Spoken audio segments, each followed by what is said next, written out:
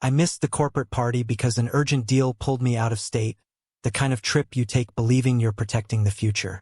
A neighbor sent me a video I was never meant to see. In it, my son-in-law's hand moved the way a man's hand never should, and my daughter folded into herself like she had learned this already. His mother stood close, filming, smiling, turning cruelty into entertainment. When I got back, the apartment door gave way under my shoulder. The sound was final. I saw the floor, the phone, the fear. I said 5 words, calm and precise, the kind that end a chapter. They ran. If you're here because you've lived a moment like this, stay with me. Subscribe so this story reaches the people who need it, and share your own in the comments. Sometimes being seen is the first step back to solid ground. The party was meant to be simple. A corporate celebration at a downtown hotel in Columbus, carefully planned to look effortless. Milestones reached, numbers exceeded, speeches polished until they sounded warm. Champagne moved through the room, glasses catching the light, people laughing with the ease that comes when success feels shared, even if it really isn't. On stage, executives spoke about family values and loyalty, about how none of this mattered without the people who stood behind us at home. I listened, nodded, even clapped at the right moments. I believed those words then, or at least I thought I did. My daughter was supposed to be there with her husband. She'd been looking forward to it, texting me earlier that day about her dress, about how strange it felt to attend something so formal as a couple instead of just tagging along with me like she used to when she was younger. I remember smiling at my phone, thinking how natural it felt to watch her step fully into her own adult life. There was nothing in her messages that hinted at trouble. Nothing that suggested she was already bracing herself for something I couldn't see. I missed the party because of an urgent business trip. 2 states away, last minute, the kind of deal you don't postpone without consequences. I told myself it was temporary, that I'd make it up to her. I told myself this was part of being responsible. I left Columbus with the hum of the ballroom still in my ears, unaware that while people were applauding speeches about unity, something else was unfolding behind a closed apartment door. I was standing in a rental car parking lot when my phone vibrated. Cold air, unfamiliar surroundings, the faint echo of traffic nearby. The message was from a neighbor of my daughter's, someone I barely knew beyond a polite nod in the hallway. The text was brief and careful, as if written by someone who didn't want to cross a line but felt she had no choice. She said she had something I needed to see. Then the video loaded. At first, my mind refused to connect the shapes on the screen to reality. The footage was grainy, shot from an angle that suggested secrecy. Music bled through walls, loud, careless, celebratory. The setting was my daughter's kitchen. I recognized the counter, the way the light hit the cabinets. She was there, pressed back, her shoulders drawn inward, her hands trembling in a way that made my chest tighten before I even understood why. Then Mark moved into frame. There was no confusion in his movement, no hesitation. He was angry, fast, controlled in the way only practiced anger is. I saw his arm come up. I heard the sound, muffled but unmistakable. My daughter flinched before the next motion even came, as if her body had already learned the pattern. That instinct alone told me more than any bruise ever could. And then there was Carol. His mother stood close, holding her phone up, filming. She wasn't trying to stop anything. She wasn't shocked. She laughed. Not nervously, not in disbelief. She laughed like this was entertainment, like humiliation was something to be collected and replayed later. I watched her adjust the angle, making sure my daughter's face was visible. That detail cut deeper than the strike itself. Violence can be impulsive. This was deliberate. No one intervened. If others were in the apartment, they stayed silent, off camera, choosing comfort over conscience. The contrast struck me hard. Hours earlier, people had applauded speeches about integrity and family. Now the room in that video held only music, laughter, and fear, existing in a separate moral universe where cruelty went unchecked. I replayed the video once, though I wish I hadn't. The second viewing wasn't about understanding what happened. It was about accepting that it had. My hands went cold. My breathing slowed in that dangerous way it does when shock takes over. I felt the ground shift beneath everything I thought I knew about my daughter's life, her marriage, the safety of the home I believed she had. The parking lot around me continued as if nothing had changed. Car doors opened. Someone joked nearby. The world didn't pause to acknowledge what I was seeing, and that disconnect made it worse. I stood there, phone in my hand, realizing that while I'd been chasing stability on paper, my daughter had been surviving something I hadn't protected her from. Another message came in from the neighbor, quieter, apologetic. She explained she couldn't ignore what she'd heard through the walls, that she felt wrong keeping it to herself. I understood then how heavy that decision must have been for her, and how light it must have felt compared to what my daughter was carrying. I thought about calling immediately, about calling Mark, about calling the police. Each option ran through my head and stalled on the same hard truth. From a distance, urgency turns into delay, and delay is where stories get rewritten. Bruises become misunderstandings. Fear becomes stress. I knew enough about systems to know how easily truth is softened when it inconveniences the wrong people. As I got into the car, my hands were steady, but my thoughts were not. I wasn't angry yet. Anger would come later. What I felt then was something heavier and colder. A realization that the life I believed my daughter was living had cracks I'd never been allowed to see. And that whatever this was, it hadn't started that night. The engine turned over. I drove out of the lot knowing one thing with absolute clarity. The video existed, and because of that, the truth had a chance. By the time I landed back home, the shape of the story had already begun to change. That was the first thing I understood, even before I fully grasped how fast it was happening. Truth, I've learned, doesn't disappear all at once. It gets edited, softened at the edges, rephrased until it fits comfortably inside official language. I turned my phone back on as the plane taxied to the gate. Notifications stacked on top of each other. Missed calls, voicemails, messages that sounded concerned without actually asking anything. No one mentioned violence. No one used words that carried weight. Everything was vague, cautious, already defensive. I listened to the first voicemail while standing in the aisle, waiting for people to collect their bags. It was Mark. His voice was controlled, almost rehearsed. He talked about a misunderstanding, about stress, about how things had gotten out of hand after the party. He said my daughter was fine. He said she was emotional. He said he hoped we could all talk calmly, like adults once everyone had cooled down. He never apologized. He never asked where I was. He spoke as if the outcome were already settled, as if the worst thing that had happened was inconvenience. The second voicemail was from Carol. Her tone was lighter, almost cheerful. She said she hoped I hadn't heard anything dramatic. She reminded me that families go through tense moments and that outsiders love to exaggerate. She suggested we keep things private, for my daughter's sake. That phrase stayed with me, for her sake, because it was the same logic people use when they're trying to bury something sharp.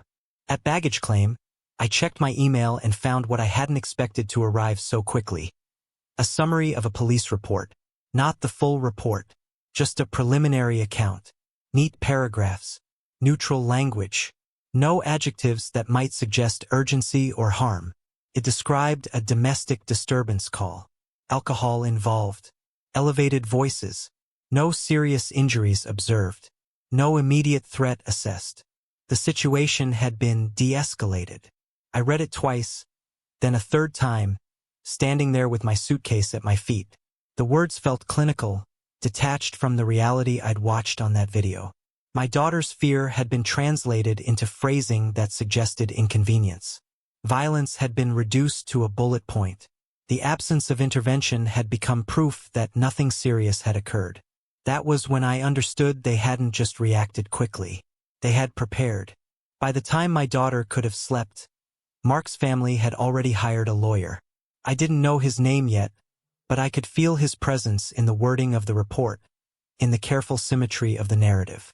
The incident had been framed before my daughter had a chance to describe it herself. Paper had arrived faster than truth. I drove from the airport straight to a quiet lot and sat there with the engine off, the report open on my phone. I thought about how many times I'd seen this process play out in other contexts. contracts, disputes, negotiations. Whoever controls the first version of the story controls the ground everyone else has to stand on. And they were counting on something. They were counting on my restraint, on my willingness to keep things calm, on my desire to protect my daughter from public scrutiny by accepting a private compromise. They assumed I would treat this like an uncomfortable family matter instead of what it was. A line crossed so clearly it couldn't be walked back. I called my daughter then. She answered on the third ring. Her voice was quiet, flattened in a way that told me she was exhausted beyond sleep. She didn't volunteer details. She didn't cry. She said she was okay, which I recognized as a survival phrase, not a statement of fact. She told me Mark was staying elsewhere for the night. She said his mother had been helping. I let that word pass without comment. I asked her if anyone had spoken to her officially yet. She said yes. Briefly. She said it felt rushed. She said she hadn't known what to say, that no one had asked to see the video. That last part mattered more than anything. I told her I was coming over. She hesitated, not because she didn't want me there, but because she had been trained, somehow, to anticipate friction and avoid it.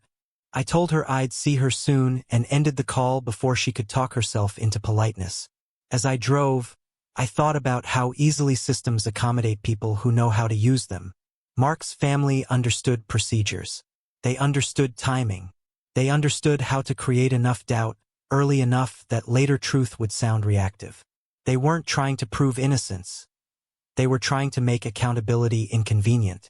I wasn't angry yet. Anger clouds judgment, and judgment was what I needed intact. What I felt was something colder and more precise. Clarity. This wasn't an isolated incident that had spiraled unexpectedly. The speed of their response told me that. The language they chose told me that. You don't minimize something this quickly unless you've rehearsed the possibility before. You don't hire legal representation overnight unless you already understand what you're defending against. I parked a block away from my daughter's apartment and sat there for a moment before getting out. The building looked ordinary. Too ordinary for what it contained. Lights on in some windows. Someone laughing on a balcony above. Life continuing at its own careless pace.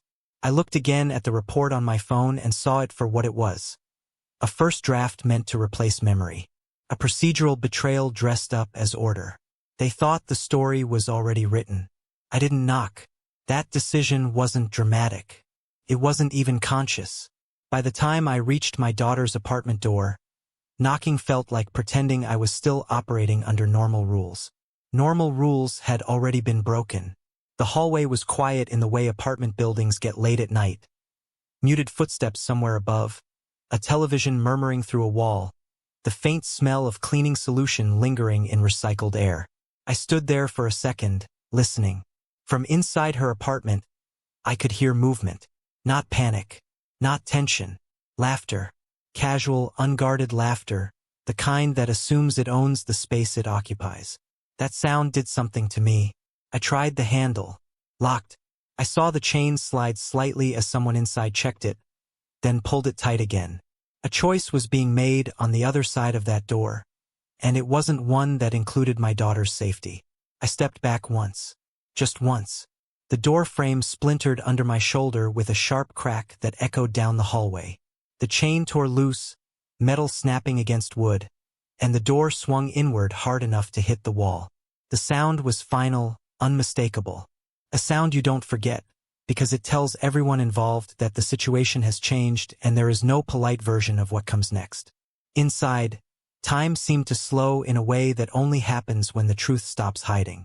My daughter was on the floor near the kitchen, her back against the cabinet, knees drawn in slightly as if she'd been trying to make herself smaller. She wasn't crying. That was what struck me first. Her face was blank, drained, eyes unfocused in the way people get when they've gone somewhere quieter inside themselves because the room is no longer safe. Carol was standing a few feet away, phone still in her hand. She hadn't even put it down. The screen was lit. I could see the familiar angle, the same one from the video. She had been replaying it, studying it, maybe laughing again. When she looked up and saw me, there was a flicker of confusion, then irritation, as if I'd interrupted something private. Mark was near the counter, half turned toward the door, too slow to hide the instinctive step backward. That mattered more than anything else. Men who believe they're justified don't step back. Men who suddenly remember consequences do. I took in the room in pieces. The overturned chair, a glass shattered near the sink, the smell of alcohol and something sour beneath it. Fear, maybe, or adrenaline. I notice details the way I do when a deal turns hostile and you have to assess the room quickly. Who's standing where, who has an exit, who's already thinking about escape. My daughter looked at me then. There was no relief in her expression. No rush of emotion. Just a quiet acknowledgement, like she'd known, on some level, that if this was going to end, it would end abruptly. That look hurt more than anything else I saw in that apartment. Carol opened her mouth first. She didn't apologize. She didn't explain. She started to say my name in a tone that suggested familiarity, even authority, like she could still control the framing of the moment if she spoke quickly enough. I didn't let her finish. I didn't shout. I didn't threaten. I didn't raise my voice at all. I said 5 words. They weren't clever. They weren't poetic. They weren't the kind of thing you rehearse. They were plain, direct, and stripped of emotion, because emotion would have given them something to argue with. Those 5 words landed differently than shouting ever could. Carol's face changed first. The color drained out of it, leaving something tight and brittle behind her eyes. She looked down at the phone as if suddenly unsure what it was doing in her hand, then back at me, calculating. Mark didn't calculate. He reacted. His gaze flicked to the door, then to Carol, then back to me. I saw the moment he decided this wasn't a conversation he could control. They moved almost at the same time. Carol backed away, still clutching the phone, her mouth working silently, as if she were trying to form a response that might put the situation back into a shape she recognized. Mark grabbed his jacket from the back of a chair with one sharp motion. He didn't look at my daughter. Not once. That told me everything I needed to know about what he understood he'd done. They didn't argue. They didn't protest. They left. The door slammed behind them, the sound reverberating through the apartment and into the hallway, and then they were gone. Footsteps retreating fast, uneven, like people who had just realized the ground beneath them wasn't solid after all. The apartment fell silent in a way that felt unnatural, like the air itself was holding its breath. I went to my daughter and knelt beside her. I didn't touch her right away. Trauma teaches people that even comfort can feel invasive if it comes too fast. I let her see me there, solid, unmoving, present. When she finally leaned into me, it wasn't dramatic. It was heavy.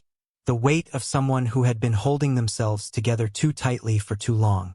I wrapped an arm around her and felt how tense she still was, muscles locked as if the danger might come back at any second.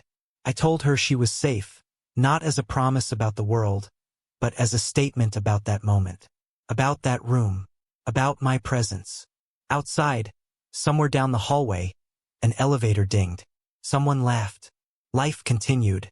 Inside that apartment, something had shifted permanently. Not because of broken wood or raised voices, but because the rules Mark and his mother had relied on, silence, control, the assumption that no one would step in, had just been shattered. 5 words had been enough. The apartment didn't feel safe just because they were gone. Safety doesn't return that quickly. It lingers outside the door, uncertain, waiting to see if it's being invited back in. I stayed with my daughter that night, not sleeping, just being there. I sat at the small kitchen table while she lay on the couch wrapped in a blanket that didn't seem to warm her. Every sound in the hallway made her flinch. Every passing car outside the window tightened her shoulders again. Trauma doesn't need reminders. Creates its own. Sometime after midnight, there was a knock. Not loud. Careful. The kind of knock someone makes when they're afraid of being misunderstood. I opened the door to find the neighbor, the woman who had sent me the video. She stood there holding her phone like it weighed too much, eyes tired but steady. She didn't come in right away. She asked if my daughter was okay first. That mattered. Inside, she explained what she'd heard through the walls over the past months. Not just that night. Raised voices, objects hitting surfaces, long silences afterward that felt heavier than shouting. She said she'd told herself it wasn't her place. that she didn't want to be wrong, that she'd hoped it would stop on its own. Then she looked down at her phone and said something that shifted the ground beneath everything Mark's family was trying to build. She hadn't deleted the video. She'd backed it up. More than once. Different places. Cloud storage. An external drive. She'd sent it to herself from another account. She'd learned, she said quietly, that things like this have a way of disappearing when the wrong people feel threatened. I nodded because that told me she understood the stakes better than most. She asked if the police had taken a statement yet. I told her they had, briefly, that the report already existed. Her mouth tightened at that, the way people react when they hear a familiar story unfold. She said the officer hadn't asked her for the footage when she called earlier, that he'd listened, taken notes, and moved on. Before she left, she sent the video to me again along with the time-stamped original file.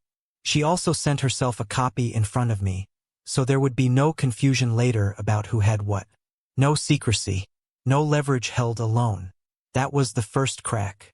The next one came sooner than I expected. The following morning, while my daughter slept fitfully, my phone rang.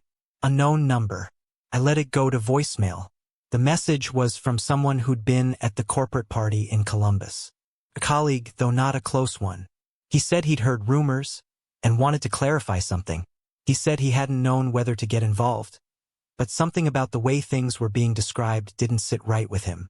He said he'd seen Mark earlier that evening, had watched him drink steadily, not sloppily, but with intention. He said Mark's mother had been recording people throughout the night, making comments that made others uncomfortable, jokes that landed wrong. He hadn't thought much of it at the time. Now he couldn't stop thinking about it. I asked him one question, if he'd be willing to say that again officially if asked. There was a pause, long enough for me to understand what he was weighing. Careers are built on silence just as often as they're built on performance. Then he said yes. By noon, another message came in. A woman who'd attended the party, someone I barely knew beyond shared elevators and polite meetings. She said she'd overheard Carol mocking my daughter earlier in the evening, making comments about how dramatic she could be, how she needed to be kept in line. At the time, it had sounded like tasteless humor. Now it sounded like rehearsal. Each account on its own could be dismissed. That's how these things survive. But together, they began to form a shape that was harder to smooth over. The stress narrative started to wobble. The timelines didn't line up as cleanly as the report suggested. The behavior described didn't match a single bad night. The tone of the witnesses wasn't hysterical or vengeful. It was reluctant, measured, the kind of truth people offer only after convincing themselves they won't be punished for it. I watched the story Mark's family had rushed to construct begin to strain under its own neatness. They'd assumed isolation. They'd assumed no one would want to step forward. They'd assumed my daughter would stay quiet, and that I would prioritize discretion over clarity. They hadn't counted on other people's discomfort lingering. They hadn't counted on a neighbor who understood backups. They hadn't counted on the way silence, once broken, encourages more silence to come undone. That afternoon, I sat with my daughter and explained what was happening. Not all at once, not with unnecessary detail. Just enough for her to know she wasn't alone in this anymore. That the burden of proof wasn't hers to carry by herself. That there were others, quietly, choosing to stand where it would have been easier to step away. She listened without interrupting, her hands wrapped around a mug she hadn't touched. When I finished, she nodded once. Not with relief exactly, but with something close to permission. As if she were allowing herself to believe that the truth didn't have to be defended by exhaustion alone. That night, for the first time since I'd returned, she slept for more than an hour at a stretch. And somewhere else, I suspected Mark's family began to realize that the version of events they'd rushed into existence was no longer airtight. The narrative hadn't collapsed yet, but it had cracked. And once a crack appears, it has a way of spreading. I stopped reacting emotionally the moment I realized emotion was what they were counting on. Outrage creates noise. Noise creates mistakes. And mistakes are exactly what people like Mark and his mother rely on when they're trying to keep control of a situation that's slipping away. So I went quiet, not withdrawn, not passive, Quiet in the way you get when you stop explaining yourself and start preparing. I'd spent enough years in negotiations to recognize when pressure was being applied deliberately, when time was being used as a weapon. They wanted exhaustion. They wanted confusion. They wanted my daughter to feel like continuing was harder than letting it go. I wasn't going to give them that advantage. The first thing I did was step back and look at the situation as if it weren't personal, even though it was the most personal thing I'd ever dealt with. I treated it like a case file. I laid everything out in order: the video, the timestamps, the police report, the witness accounts, the calls and messages that had come in afterward. Patterns only become obvious when you stop staring at a single moment and start studying the sequence. I requested security footage from the hotel where the corporate party had taken place. Not through favors, through formal channels. Written requests, proper language, documented timelines. The hotel's legal department responded faster than I expected. Incidents create liability, and liability sharpens attention. What came back wasn't dramatic on its own. Hallways, elevators, lobby footage, but it showed movement. Mark leaving and returning. Carol following, phone in hand more than once. Their body language told a story the police report hadn't bothered to ask about. There was no visible concern. No effort to de-escalate. Just familiarity with momentum. Like this wasn't the first time they'd moved through an evening this way. Next, I pulled prior police calls associated with Mark's address. That took longer. Records are easy to bury in volume, but not impossible to retrieve. What I found wasn't explosive, and that was the point. Noise attracts attention. Consistency builds credibility. There were earlier calls. Not arrests. Not charges. Welfare checks. Noise complaints. Domestic disturbance reports that ended the same way. No visible injuries. No further action. Situation resolved. Resolved for whom was never specified. Then there was Carol. I hadn't planned to focus on her at first. She'd presented herself as secondary, as commentary rather than cause. But people who film abuse aren't spectators. They're participants. And participants leave traces. A sealed complaint surfaced from several years earlier involving a former tenant in a property Carol managed. The language was familiar enough to feel rehearsed. Humiliation. Intimidation. Recording without consent. The complaint hadn't gone anywhere at the time. No follow-up. No charges. But it existed. And existence matters when patterns are being established. This wasn't an incident. It was a system. Once I saw that clearly, my approach shifted completely. I stopped framing anything as a reaction to that night. I framed it as a response to a documented pattern of behavior that had finally been captured clearly enough to matter. I spoke to my daughter less about what she felt and more about what she wanted. That distinction was important. Feelings fluctuate. Intent grounds you. She wanted distance. She wanted control over her own timeline. She wanted this handled without turning her life into a spectacle. I promised her that nothing would move faster than she could tolerate, but nothing would be allowed to disappear.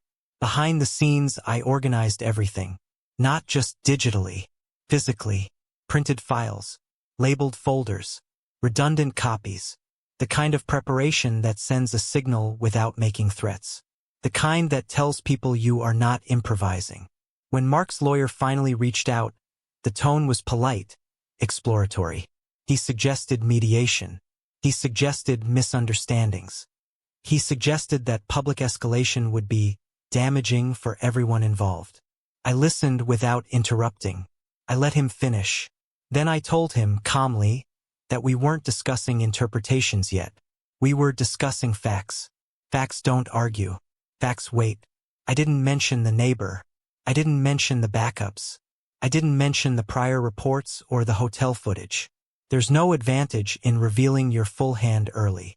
I simply said that the available documentation suggested a pattern that would not benefit his client if examined publicly, and that we would proceed accordingly. The silence on the other end of the line was long enough to be meaningful. From that moment on, the pressure shifted. Messages became shorter. Suggestions became more careful. The confidence I'd heard earlier faded into something guarded. that told me everything I needed to know about how secure they felt in their own version of events. I wasn't chasing justice loudly. I was letting daylight do the work. And daylight, once it reaches the right places, has a way of spreading on its own. The moment everything turned was not loud. There was no raised voice, no dramatic accusation, no last-minute revelation delivered like a weapon. What ended this was precision. The video surfaced where it could no longer be contained. Not leaked recklessly, not posted for outrage, but placed exactly where narratives are tested instead of performed. The timestamps matched. The metadata held. The hotel footage aligned with the witness statements down to minutes, not impressions. The prior calls filled in the gaps the police report had left blank. Separately, each piece could be dismissed. Together, they formed a line too straight to bend. By the time we sat down across a table from Mark's legal team, the air had already changed. The room was neutral by design, glass walls, clean lines, soft lighting meant to signal professionalism. I'd been in rooms like this my entire career. They're built to make conflict look manageable. But there's a point where design stops mattering, and this was past it. Mark was there. Carol was not. That absence was intentional. I recognized it immediately. When a pattern is about to be exposed, the people who benefit from distance suddenly understand the value of it. Mark sat stiffly, hands folded too tightly, eyes fixed on the table. He didn't look at me. He didn't look at my daughter. He looked at the space between his hands like it might tell him what to do next. His lawyer still smiled at first. Not broadly, but with the controlled ease of someone who believes they're operating within familiar territory. He opened with language about resolution, about minimizing harm, about protecting everyone involved. He spoke as if the goal were balance, as if both sides were equal contributors to what had happened. I let him finish. Then the documents moved. Not slid dramatically, just placed one after another across the table. The video file reference, the backup verification, the hotel footage stills with timestamps, the prior disturbance records, the sealed complaint involving Carol.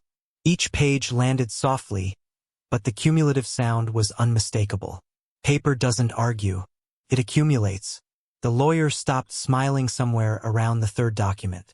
Not abruptly, gradually, like someone realizing the ground they're standing on isn't as solid as they believed. No one spoke for a moment. That silence did more work than any speech could have. It forced acknowledgement without confrontation. It made denial feel childish. It made deflection feel dangerous. Mark finally looked up then. Not at me, at my daughter. There was something in his expression that might have passed for regret in another context. Here it looked more like calculation. He was measuring what he was about to lose against what he could still salvage. His lawyer cleared his throat and began again, this time carefully. The words changed. No more misunderstandings. No more stress. Now it was about exposure, about risk, about what could happen if things proceeded publicly instead of being resolved amicably. That was the confirmation. They weren't worried about the truth. They were worried about where it might land. I didn't respond emotionally. I didn't threaten. I didn't list consequences. I simply said that the materials spoke for themselves, and that my daughter's priority was distance and safety, not negotiation. That any further contact would be documented.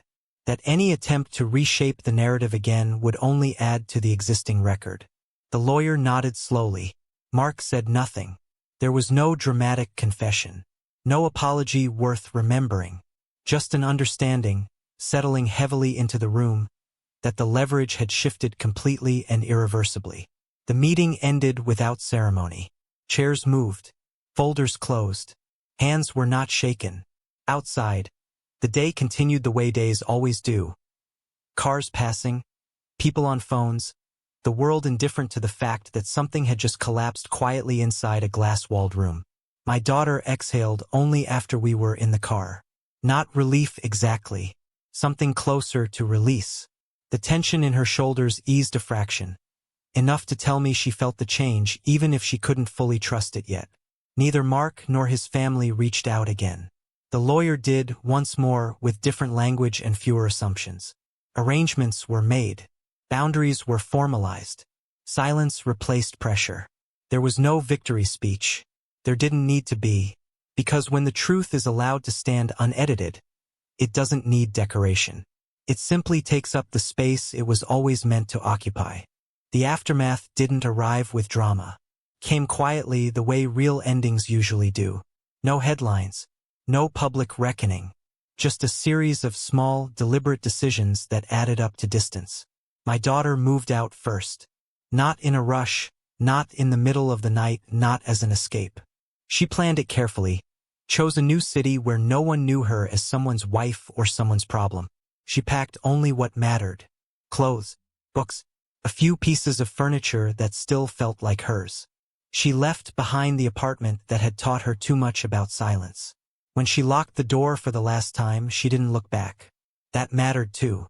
She didn't give Mark a forwarding address. She didn't owe him one. New locks, new routines, a phone number shared only with people she trusted. The kind of reset that isn't about erasing the past, but about refusing to let it dictate the future. Mark lost more than his marriage. The separation didn't play out publicly, but consequences rarely need an audience. Professional doors closed quietly. Invitations stopped arriving. The careful distance people create when they don't want to be associated with a pattern began to surround him. No one announced why. They didn't need to. Reputations don't always collapse. Sometimes they simply thin out until there's nothing left to stand on. Carol disappeared from the edges of our lives entirely. No messages, no calls, no attempts to reclaim control of the narrative. The audience she thought protected her had moved on, uninterested in carrying someone else's cruelty once it was named for what it was. People like her rely on attention as insulation. Without it, there's nothing left to hide behind. I stayed present without hovering. That balance mattered. My daughter didn't need a savior anymore. She needed space to trust her own footing again. We spoke regularly, but not obsessively. Some days she talked about practical things, work, weather, new routines. Other days she went quiet, and I let that be enough. Healing isn't linear, and it doesn't respond well to pressure, even well-intentioned pressure. There were moments when the weight of it all hit me unexpectedly. In grocery store aisles, in hotel lobbies, in passing comments about family that landed differently than they used to. I let those moments pass without dramatizing them. This wasn't my story to center myself in. My role had been to step in when silence was doing harm, and then to step back when strength began returning. People asked questions cautiously. I answered only what was necessary. I didn't embellish. I didn't soften the truth either. There's a difference between privacy and protection, and I'd learned which one mattered more. Looking back, I understand now how close this came to disappearing into paperwork and polite language. How easily the video could have been dismissed. How quickly fatigue could have done the work of erasure for them. The system doesn't always fail loudly.